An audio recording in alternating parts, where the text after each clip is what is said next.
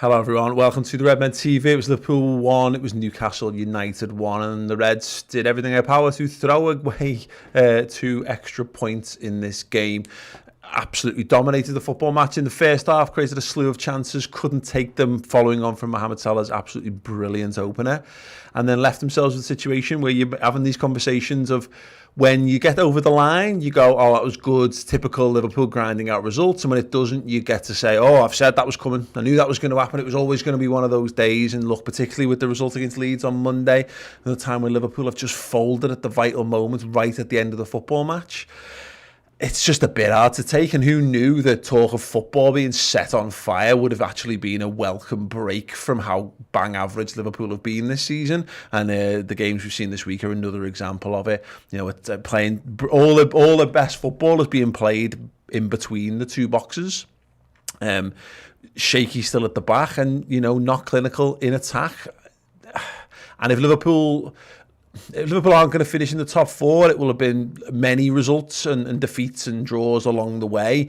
But what will be remembered as these 2 results. When you've got Leeds United and you've got Newcastle and you've got a lead and you can't capitalise on that.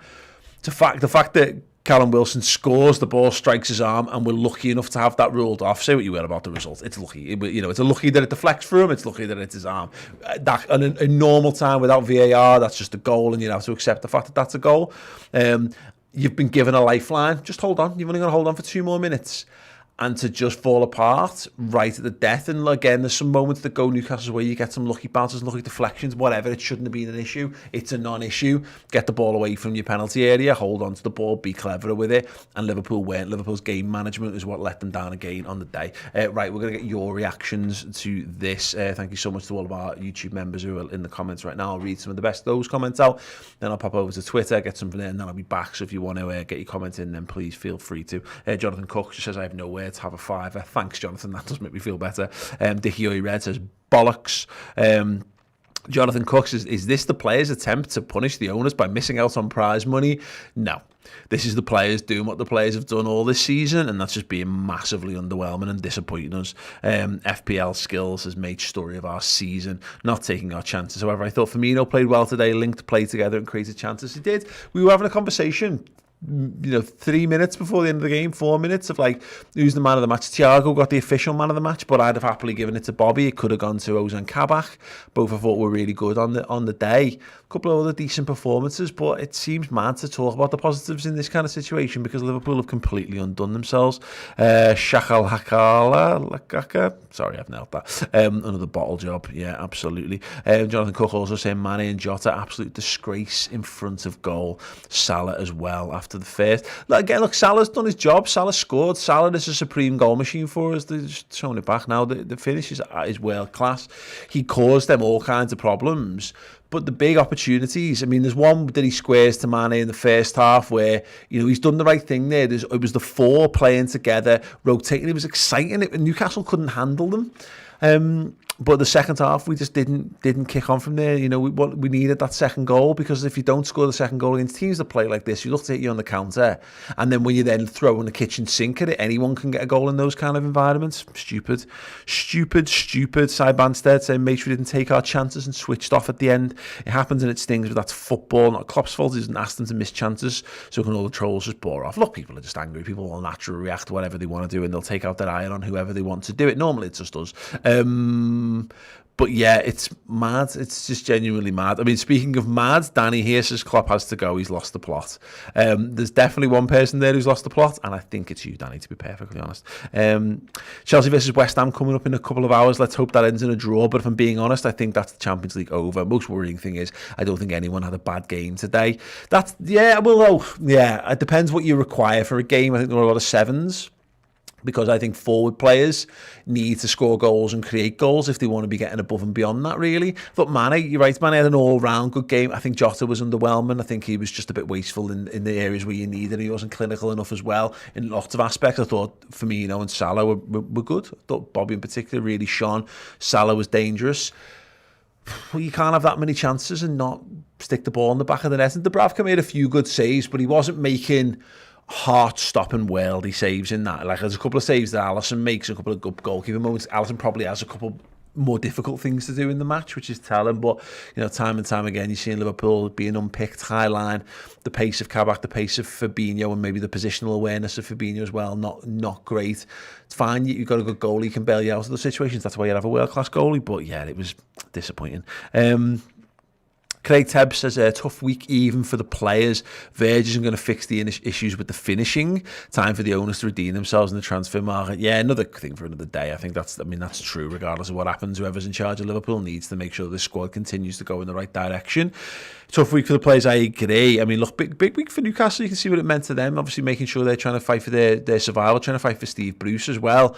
And they had something to chase there. They had nothing to lose, and Liverpool had everything to lose, unfortunately. And in these pressure situations, we're not standing up. And the Virgil thing doesn't fix those issues. But Virgil, in those, look, you 5 minutes, 2, 3, 4 minutes, whatever left of the game, and they're throwing big balls in, and you've got Virgil van Dijk there. I just don't think you're asked. We've had that. We've won loads of tight games over the last 3 seasons with Virgil in there. You just breathe a bit more easily, and you can't, you know. And he makes us vulnerable. He makes teams think they can get at us. And also the fact that, you know, you've got no threat from set pieces down the line. How many corners we had, and no one of our centre halves got anywhere near them. Khalif B says sell Mane to fund a new striker, maybe. Daniel Lawson, our problem isn't in defence, it's finishing. We need a proper number 9. Look, here's the thing, maybe you might absolutely spot on with that, but I'm just going to give you a little insight into how these sort of narratives go. Is that when you're not creating chances, everyone says you need a creative midfielder, and then when you're not scoring goals, everyone says you need a number 9. But this team is more than capable of creating chances and scoring goals. But when they're not, I agree. The obvious answer is to push the "we need a big number 9" button. And I'm not saying, I just say I genuinely don't. I can't really disagree with it. In particularly this season, our finishing's been absolutely abysmal. But at the same time, again, We've got a goal scorer. Mane and Jota can score more than they are. Mane definitely. So I don't know, but I just don't know what the answer is. There is a time to move them on. Is it just need a rest? It's been an absolute catastrophe of a season by our own high standards, not by like normal standards. We've been in this position plenty of times where we're chasing 4th, and if you get 4th you go, yay, that's a good season, and if you don't, you go, oh well, we're not that good. We should be miles better than this, and that's where we've fallen so far in a very short time. So I agree that it's hard, but maybe the answer is just to get a bit of a rest. I don't know. Baz MacB, lads, we don't deserve top 4. It's as simple as that. Exactly. 100% agree with that, mate. Yeah, if Liverpool can't win games like this, then Liverpool don't deserve to be in the top 4. And we can get upset and we can say, well, we should have been buying this and we should have been doing this and this is what we need to do in the transfer market and we should have been doing this with this substitutions and blah, blah, blah, blah, blah. Look, it's a football match, and if you don't win your football matches, then you don't get the points required to do what you want to do, and Liverpool have got themselves to blame. Newcastle get credit. Newcastle had the game plan. They didn't lose their heads. They stuck to it. They rode the luck, and they came out. That's been the plan. My dad said this today. It's almost like an opportunity to print money when you come up against Liverpool. You defend deep, you hit on the counter attack, and you more often than not these days get something out of us. Us not having the right defence is a problem, but again, it can't be an excuse. Newcastle had players out as well. So yeah, finishing's a massive issue, and not being watertight at the other end, you know, pathetic really when you think about it. Albertino says Alan St. Maximum is class, potential target in the summer. Maybe. I think he was good. He was my man of the match across the whole game, to be honest. I thought he was a constant threat. So, yeah, maybe. Shane Canning says, God, I'm so angry now. Stop playing Fab centre-back and get a striker to finish our 5 million chances. Glad no top 4 now. Go for the league now next season. Yeah, well, Europa League, mate. We're going to have to play 1 million games in the Europa League. That's a different issue altogether. Gareth Baird saying, mate, we pick ourselves up and go again. Unfortunate result today. We won't know just how bad a result this was until we see the Chelsea-West Ham game. Now, a draw obviously keeps us right in there. I think if one of them wins, I think if Leicester pick up another win on Monday, that's going to very quickly start to shut the door on us, and we'll have ourselves to blame. We will have ourselves to blame, ultimately. Nick Govinden says, need to prioritise number 9, more shots on target than the Palace 7-0. Fundamental defending becoming an issue. 4 points drop late in games this week. That's exactly 4 points. What would that do to us? That would have we would be in the driving seat for top 4 now. Now, my strong feeling was when we saw this run and we saw it was going to happen, I thought we would probably struggle in these games a little bit more than people thought we would, because these are the teams that are going to play the style of football that has undone us time and time again this year. If Liverpool are going to get top four, I think it's going to be a last day job. I do. But at the moment, it won't be. Because it'll be done and dusted long before then if we keep giving away stupid points in stupid ways. Kyle Starr asked the question, would you sign Kabak permanently? Yeah, I like Kabak. I think he's been really good. I'll be honest, I'm saying this before, I'm not like, I've seen a lot of people like, oh, he's brilliant, and a lot of people saying, oh, he's rubbish. I'm not asked. I like him. I think I don't think he could do much more. If he come up from our academy at that age, I'd be made up with him. But the fact that he comes in and he comes with a potential price tag around him, and he comes in a world where Liverpool haven't got the proper centre-halves around, there's a lot of scrutiny on him. I don't think Fabinho should be playing centre-half again, by the way, and it's echoed in a lot of the comments. It was I mean, again, maybe we'd have been battered if Reece Williams was playing alongside. I genuinely don't know at this point, but Fabinho's not a centre-half. Genuinely fine if you're playing him against alongside a world-class centre-half, but in these games, we saw it time and time again in this game. He's just not 100% switched on and comfortable. And look, he's a defensive midfielder. He's a right back turned defensive midfielder who's now played both sides of our defence in a makeshift defence in a run ragged season with very little training time. So he's done admirably. But look, yeah, the thought that Konate's coming in is a good start. I'd probably sign Kabak and Konate, so at least you've got one in who's been training and ready to, so if Virgil, Joe and Matip aren't fully fit and firing by the time the season starts, you're only integrating one new centre-half to your centre-back pair, and would be my take on that anyway. Right, let me just pop over to Twitter very quickly. We've got tons of comments over here, understandably so. James Sutton, our good friend, has just given this reaction. I don't know where he is. I don't know, playing or a train. He's on that's a train. That looks like a Virgin train coat hanger there. I recognise them. But yeah, he's obviously not happy, and understandably so. Good to see people can keep their amusement going. Shut up, Ross. It's Ross's day off, by the way. We'll leave Ross in peace if we can. Liverpool have been absolutely catastrophic. I'm just seeing all the replies coming in. Charlotte Sheridan here just saying exhausting. Kieran here, the Singe saying didn't even celebrate after Newcastle's first one got chalked off, because I could see us conceding again, and we did. That's why we deserve to be in the Europa League. So wasteful, shambles. And an agreement there from Arshalan saying exactly, couldn't hold the ball for 2 minutes. Seriously, horrible grandma using the well tried and tested in between us of, well, that was fucking dreadful.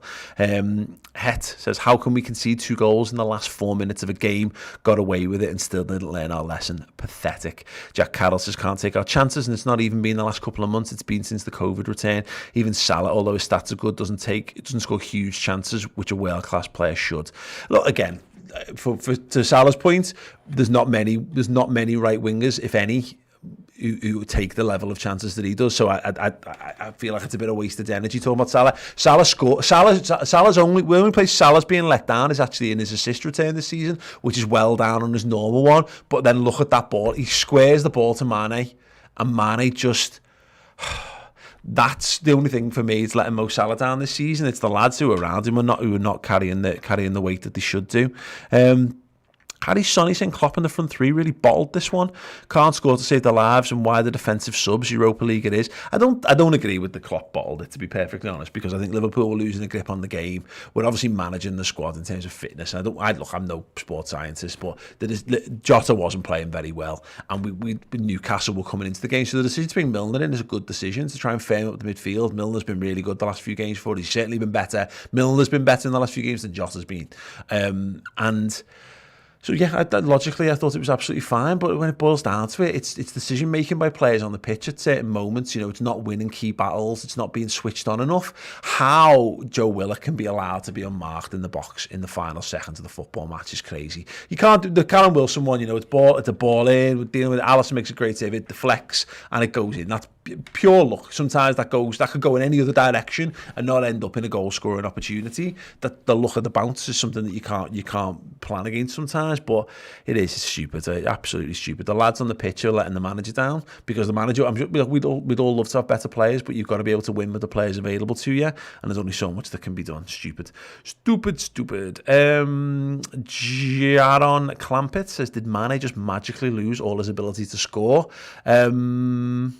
Yes, it seems like that, doesn't it? Very much seems like that. Mane looks finished. Man's done. Jota was awful. Seems like he plays better coming off the bench. Only positive today was Kabak. Thought he was brilliant. Finlay Craig has joined as a first teamer and sends his first comment in. Says, horrible game to take, but take it on the chin. We will have to. If we don't get top 4, we won't deserve it. Fair enough. Yeah, and I think that's actually spot on, mate. You know, it's not very good in the hardcore emotion of the immediate aftermath of a football match when you just want to grind your teeth and rage at stuff.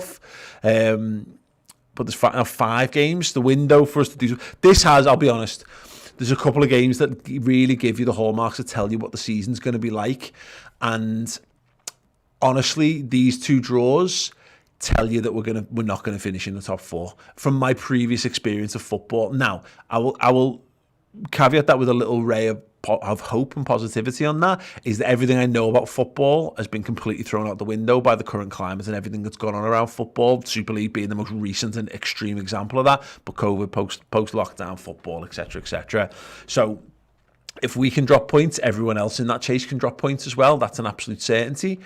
But yeah, my gut feeling is that if we were going to finish top 4, we needed to take 3 points from at least one of those 2 games this week, and we haven't done, so it's going to be very difficult indeed. And look, if it doesn't happen, and it'll be good, and we're going to be in the Europa League, we're just going to have to live in that world, because the alternative is we just have to support someone else or do something else. And I think what this week showed us, if nothing else, we just want our Liverpool. We just want to be able to watch our Liverpool team, and that's what we fought for this week. Obviously, the fight continues, in terms of having major football reforms and what have you. But look, it'll be what it'll be, and we'll have to support what's put in front of us. We have to trust the people to get it right.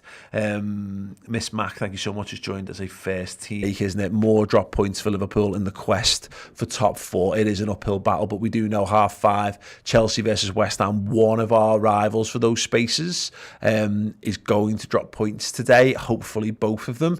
Fingers crossed. But yeah, I would highly recommend trying to find some happiness in your life other than that, because that could be a very miserable route to go down. Listen, thank you so much for joining us. Thank you so much for the super chats. Christopher Scott, actually the last one, saying drop Mane now before more damage is done to him. Nah, just play him into form or drop him. Whatever. But they can decide that this week. They've got a week to figure that out. Thanks. Thank you so much. Player ratings is following that. Me and Chris will be back for instant match reaction after that. So if you want more chat, do stay tuned. Do subscribe to the YouTube channel and get the notification bell ticked as well. And yeah, I'll be back with another match next week. Thank you so much for watching the Redmen TV YouTube channel. Everything we do here is funded by our wonderful subscribers to the redmentv.com. Get over there, sign up and get amazing additional content, interviews, documentaries, mini-series, and of course additional pre and post match day content.